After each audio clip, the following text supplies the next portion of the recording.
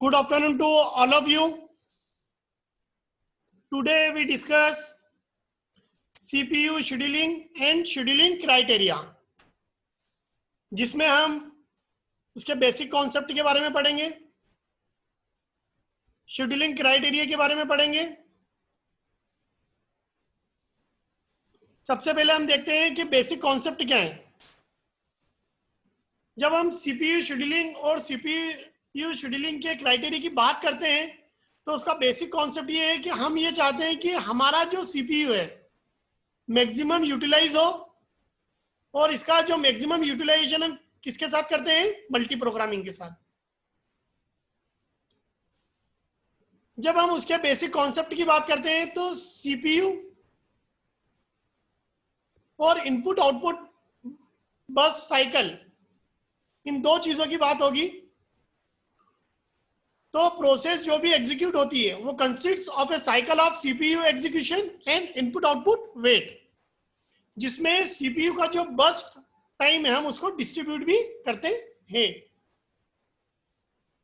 अब जो मैंने बात करी है CPU बर्स्ट टाइम और इनपुट आउटपुट बर्स्ट टाइम, आप देख सकते हैं अल्टरनेट सीक्वेंस होता है इसका। जब प्रोसेस CPU में है तो CPU का बर्स्ट टाइम यूटिलाइज हो रहा है, और जब वो वेट कर रही है इनपुट आउटपुट के लिए तो इनपुट आउटपुट का बर्स्ट टाइम हो जाएगा प्रोसेस के लिए। आप देख सकते हैं अल्टरनेट सीक्वेंस कि जब प्रोसेस CPU के टाइम को यूज कर रही है तो CPU का बर्स्ट टाइम, और जब इनपुट आउटपुट के लिए वेट कर रही है तो इनपुट आउटपुट का बर्स्ट टाइम। सबसे पहले हम देखेंगे CPU शेड्यूलिंग होती क्या है। तो CPU शेड्यूलिंग ऑपरेटिंग सिस्टम का एक ऐसा कॉन्सेप्ट है जिसमें हम शॉर्ट टर्म शेड्यूलर के द्वारा ये डिसीजन लेते हैं कि कितनी देर के लिए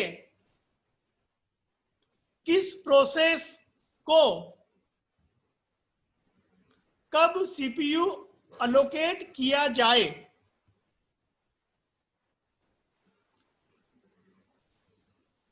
इसके लिए हम डिफरेंट CPU शेड्यूलिंग एल्गोरिदम आगे पढ़ेंगे। अभी जो मैंने कहा है शॉर्ट टर्म शेड्यूलर का क्या काम होता है कि जो रेडी क्यू में प्रोसेस है उस प्रोसेस को CPU अलोकेट करें। हमने देखा था कि long term scheduler job queue से रेडी क्यू में प्रोसेस को रखता है, और short term scheduler ready queue से CPU में प्रोसेस को रखता है। अब जो CPU शेड्यूलिंग एल्गोरिदम या CPU शेड्यूलिंग के बारे में बात करते हैं तो CPU शेड्यूलिंग में दो मॉड्यूल इन्वॉल्व होते हैं। पहला जो मॉड्यूल होता है वो होता है CPU शेड्यूलर। पहला जो मॉड्यूल होता है CPU शेड्यूलर। ये CPU शेड्यूलर क्या करता है?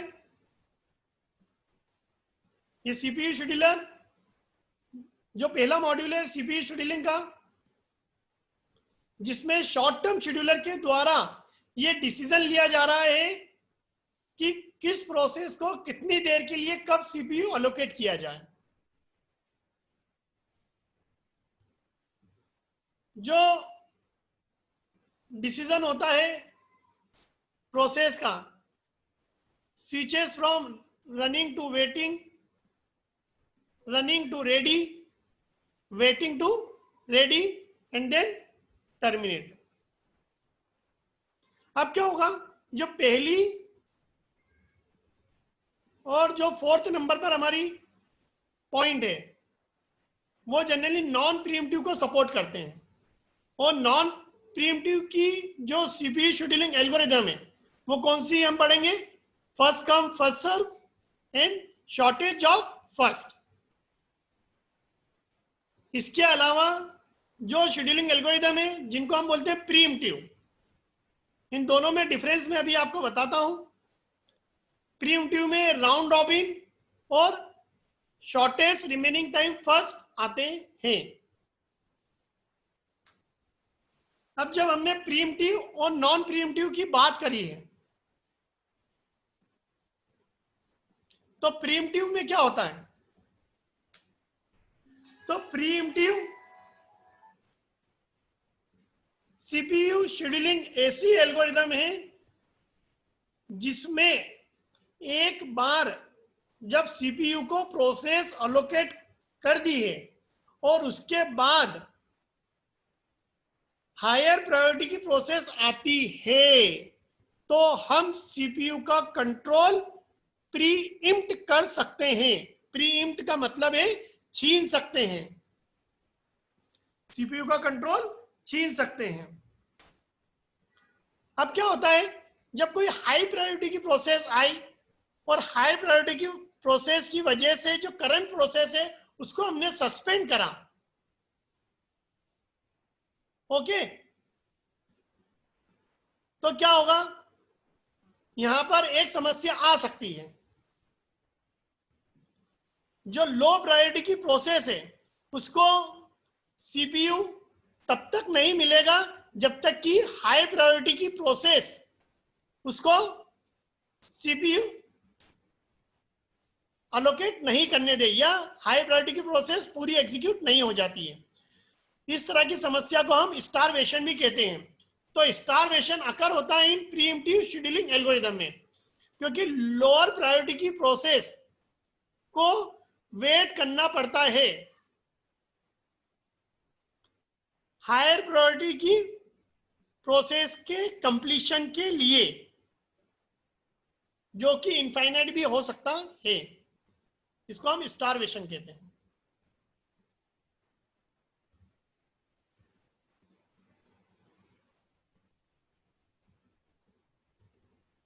जो नॉन प्रीएम्प्टिव शेड्यूलिंग एल्गोरिदम है उसमें हम बोलते हैं सीपीयू का कंट्रोल प्रीएम्प्ट नहीं कर सकते, मतलब सीपीयू का कंट्रोल हम छीन नहीं सकते हैं। मतलब यह है कि अगर एक बार सीपीयू को कोई प्रोसेस अलोकेट हो गई है तो वह तब तक नहीं हटती है जब तक उसका कंप्लीट एग्जीक्यूशन नहीं हो जाता या प्रोसेस टर्मिनेट नहीं हो जाती, या वह खुद से ही इनपुट आउटपुट ऑपरेशन के लिए वेटिंग स्टेज में नहीं चली जाती।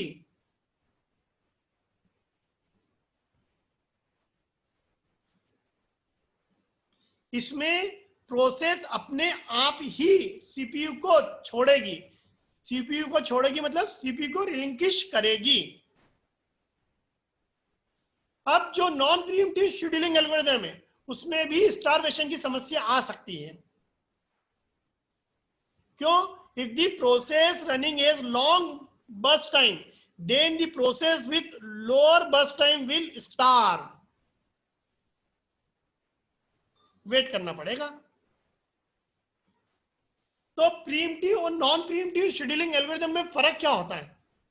जो बेसिक फर्क है कि resources are allocated to process for a limited time in the preemptive scheduling. Non preemptive में once resources are allocated to a process, the process hold it till it complete its burst time or switches to waiting stage. Preemptive scheduling में process can be interrupted in between. Preemptive scheduling में हम process को बीच में रोक सकते हैं। In non-preemptive scheduling, process cannot be interrupted till it terminates or switches to waiting state. In preemptive scheduling, if a high priority process frequently arrives in the ready queue, low priority process में starve, infinite time के लिए wait करना पड़ सकता है, लंबे समय के लिए वेट करना पड़ सकता है। In non preemptive scheduling, if a process with long burst time is running CPU, then another process with less CPU burst time may starve. Wait करने का टाइम लोअर बस टाइम की प्रोसेस का ज्यादा हो सकता है। ओवरहेड की बात करें, preemptive scheduling has overheads of scheduling the process, non preemptive scheduling does not have overheads.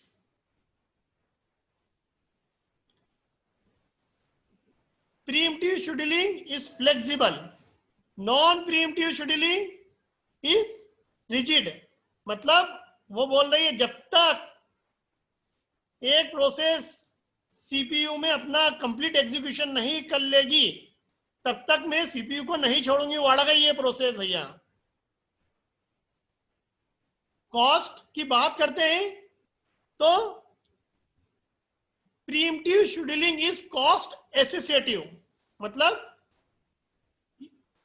ये कॉस्ट के साथ जुड़ी हुई है। Non preemptive scheduling is not cost associative, ज्यादा कॉस्ट पर इस पर फोकस नहीं है। जैसा कि मैंने बताया सीपीयू शेड्यूलिंग में हम दो मॉड्यूल यूज करते हैं।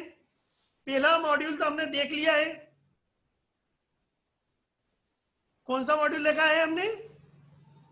CPU scheduler. दूसरा मॉड्यूल कौन सा है? डिस्पैचर। दूसरा हमारा कौन सा मॉड्यूल है? डिस्पैचर। तो डिस्पैचर क्या करता है? तो dispatcher module gives control of the CPU to the process selected by short-term scheduler. This involves switching context, switching to user mode, jumping to the proper location in the user program to restart the program. जिसमें हम dispatch latency का use करते हैं। dispatch latency क्या होती है? Time it takes for the dispatcher to stop one process and start another running process.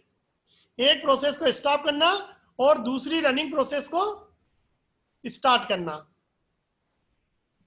एक process को स्टॉप करना, दूसरी को स्टार्ट करना, जिसको बोलते हैं हम डिस्पैचर लेटेंसी। अब जब हमने ये दोनों मॉड्यूल देख लिए हैं तो अब आती है सीपीयू शेड्यूलिंग क्राइटेरिया। तो जब हम सीपीयू शेड्यूलिंग के क्राइटेरिया की बात करते हैं तो सीपीयू की शेड्यूलिंग के क्राइटेरिया में हम सीपीयू के यूटिलाइजेशन की बात करते हैं, थ्रूपुट की बात करते हैं, टर्न अराउंड टाइम की बात करते हैं, वेटिंग टाइम की बात करते हैं और रिस्पांस टाइम की भी बात करते हैं।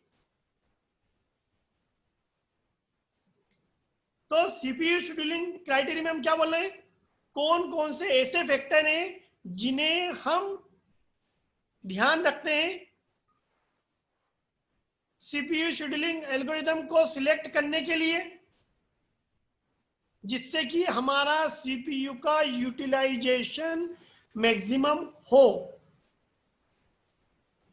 सीपीयू वेटिंग स्टेट में ना रहे और उसके पास हमेशा एक प्रोसेस रहे जिसे वो एग्जीक्यूट कर सके।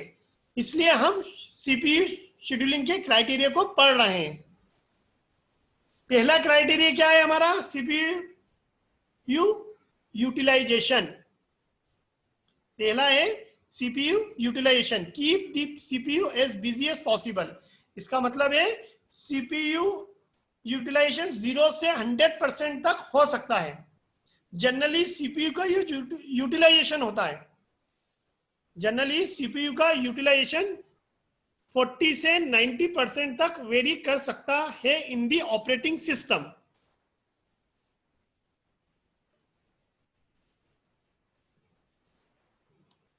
दूसरा क्राइटेरिया है सीपीयू शेड्यूलिंग का throughput, number of process that complete their execution पर टाइम यूनिट। मतलब एक यूनिट टाइम में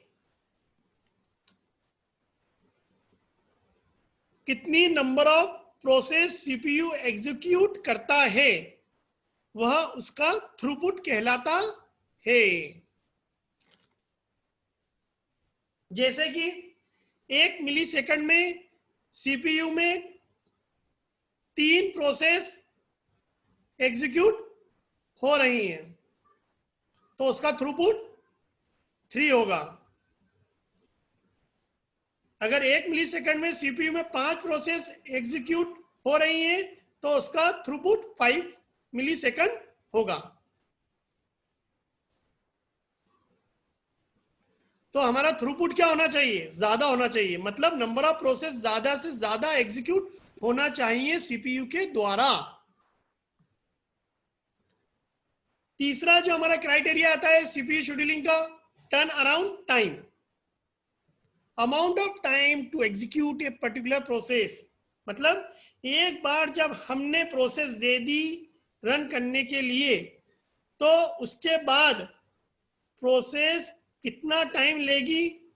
जैसे कि हमारी प्रोसेस एक बार जब हमने सीपीयू को प्रोसेस दे दी तो वो कंप्लीट होकर कब आएगी, टोटल उसका टाइम कितना होता है, वो उसका टर्न अराउंड टाइम कहलाएगा।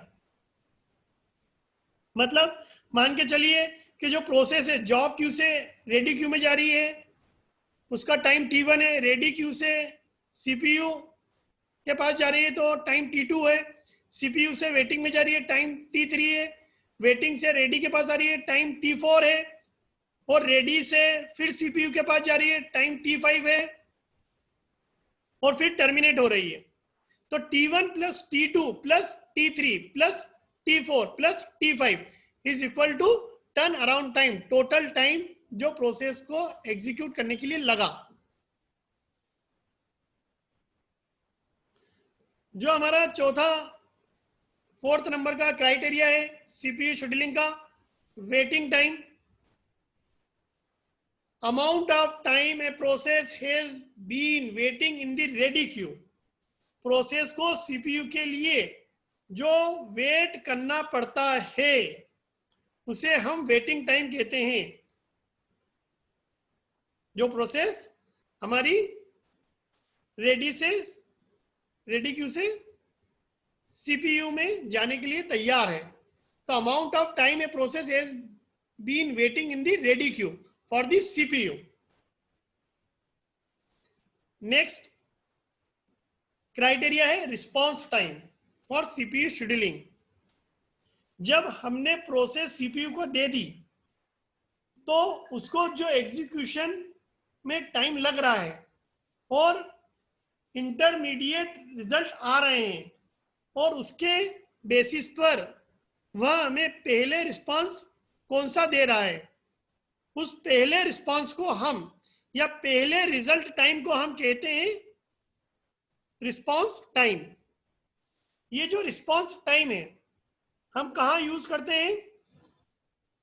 जहां इंटरेक्टिव ऑपरेटिंग सिस्टम की बात होती है। तो इंटरेक्टिव ऑपरेटिंग सिस्टम का एक इंपॉर्टेंट कॉन्सेप्ट है रिस्पांस टाइम।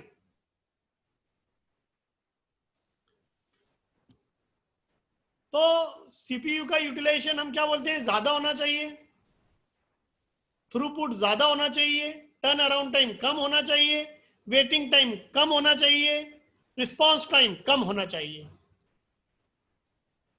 अब बहुत सारे various times of process, arrival time होता है आपका, वेटिंग टाइम होता है, रिस्पांस टाइम होता है, बस टाइम होता है, कंप्लीशन टाइम होता है, टर्न अराउंड टाइम होता है। इसमें से मैंने रिस्पांस टाइम आपको बताया है, एक बार और ओवरव्यू ले लेते हैं। Arrival time is the point of time eight which a process enters the ready Q. Arrival time किसको बोल रहे हैं? जब प्रोसेस रेडी क्यू में इंटर हो रही है, उस पहुंचने के समय को हम बोलते हैं अराइवल टाइम। वेटिंग टाइम किसको बोल रहे हैं हम? Waiting time is the amount of time spent by a process waiting in the ready queue for getting the CPUs।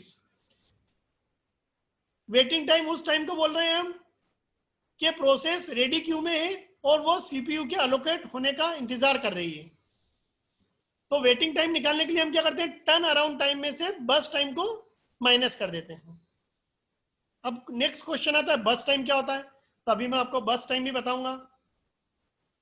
Response time, तो रिस्पांस टाइम जैसा कि मैंने पहले भी बताया, इंटरमीडिएट रिजल्ट जो आते हैं, जो पहला रिजल्ट है उसको हम बोलते हैं रिस्पांस टाइम। तो response time is the amount of time after which a process get the CPU for the first time after entering the ready queue. इसको कैलकुलेट कैसे करते हैं? Time eight which process first get the CPU. पहली बार process को CPU कब मिला, उस समय को हम घटा देंगे किसमें से? अराइवल टाइम में से, तो हमें रिस्पॉन्स टाइम मिल जाएगा बाय दिस फॉर्मूला. बस टाइम क्या होता है? बस time is the amount of time required by a process for executing on CPU. Process को CPU में एग्जीक्यूट होने में जो समय लगता है उसको हम बोलते हैं बस टाइम. उस बस टाइम को ही हम एग्जीक्यूशन टाइम या रनिंग टाइम भी कहते हैं. बस time of a process can not be non in advance before executing the process. इसको हम प्रोसेस के एग्जीक्यूशन के पहले पता नहीं लगा सकते हैं. It can be non only after the process has executed. Process के एग्जीक्यूशन के बाद ही हम बस टाइम निकाल सकते हैं. Completion time. Completion time is the point of time at which a process completes its execution on the CPU and takes exit from the system. It is also called exit time. इसको हम exit time भी कहते हैं. Turn around time, जैसा कि मैंने पहले भी बताया कि turn around time is the total amount of time spend by a process in the system. System में प्रोसेस ने टोटल कितना टाइम स्पेंड करा है, उसको हम टर्न अराउंड टाइम कहते हैं. जैसे वर्तमान सिस्टम में एक प्रोसेस है, वो is either waiting in the ready queue for getting the CPU या it is executing on the CPU. Turn around time को कैलकुलेट करने के लिए हमें क्या मालूम होना चाहिए? बस टाइम और वेटिंग टाइम. बस टाइम और वेटिंग टाइम इन दोनों को मिला दें तो हम टर्न अराउंड टाइम कैलकुलेट कर सकते हैं. या कंप्लीट होने में जो प्रोसेस को समय लगा है उसमें से जब प्रोसेस सिस्टम में आई उस समय को घटा दें तो भी हम टर्न अराउंड टाइम को कैलकुलेट कर सकते हैं. इसके बाद नेक्स्ट लेक्चर में हम जो डिफरेंट सीपीयू शेड्यूलिंग एल्गोरिथम है उनको पढ़ेंगे, जैसे कि फर्स्ट कम फर्स्ट सर्व. तो आज का लेक्चर में यही क्लोज करता हूं. Thank you.